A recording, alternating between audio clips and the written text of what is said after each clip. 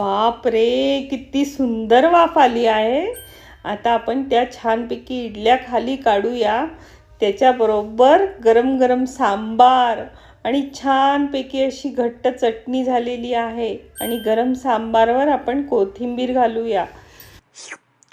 माझं कधीचं स्वप्न होतं की मला गरम गरम इडली, चटणी, सांबार लेकीच्या हातच्या खायला मिळायला पाहिजे.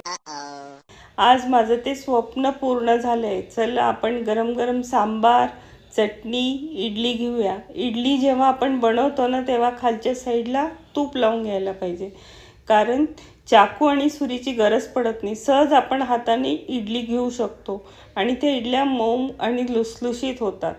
आता मी हा नाश्ता मस्तपैकी सर्व करणार आहे. तुम्हाला आवडतात का हो इडल्या? जर आवडत असेल तर नक्की सांगा. मी त्याची रेसिपी नक्की दाखवेल. बाय.